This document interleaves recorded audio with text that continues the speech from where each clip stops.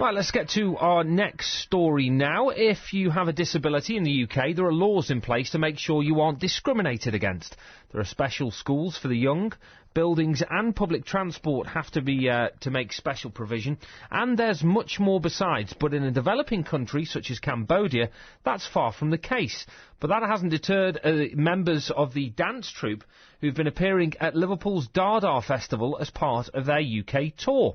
This morning they performed at Sandfield Park, a special school in West Derby. Our reporter Mark Geyer was there.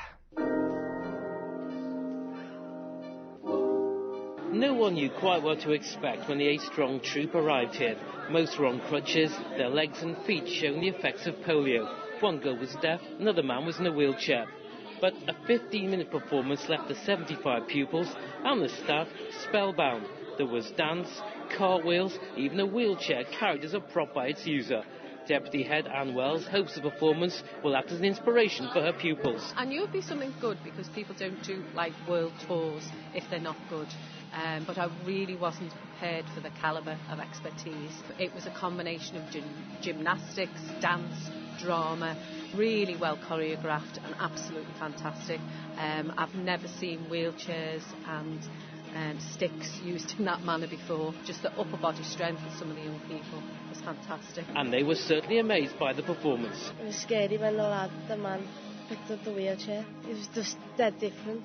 Because didn't expect he could carry a wheelchair. I thought the dancer was going to be turns and twists and spins, but as for me, I never expected anything like that. Absolutely incredible. Can you get any better than this?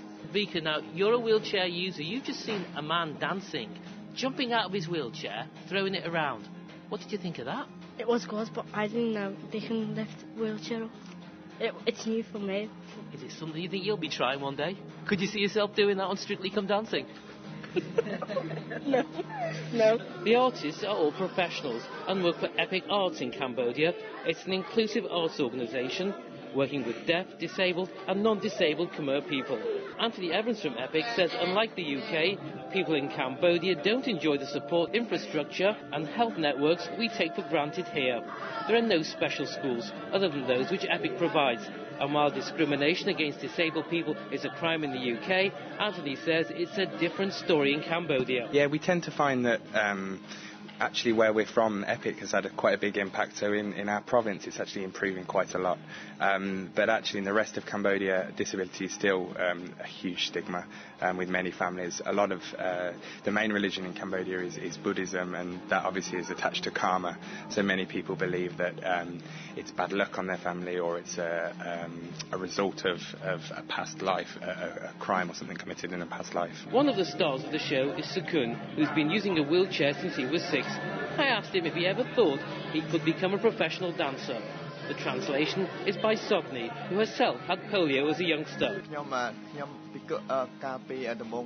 When Sukun born, he wasn't in a disability. He wasn't born in disability, but when he was 6 years old, he became a disability, and he never hoped that he could use out in a wheelchair as a dancer. As today, he never thought about that at all. After the show, the troupe held workshops with the Sandfield Park pupils. He also had lunch, but the menu didn't contain one of the delicacies Cambodians learned to eat during the time of the despotic Khmer Rouge regime. How sad are you that we don't have ant bug soup or spiders here to eat? That is Cambodia history, very sad, and people didn't have plenty of food to eat, so we eat everything because of hungry. So that's why we carry on until us, because our grandparents, our mom and dad ate that. So that's why we know how to do the same thing. And weren't those kids cute as well? Good stuff. Your station, your voice. BBC.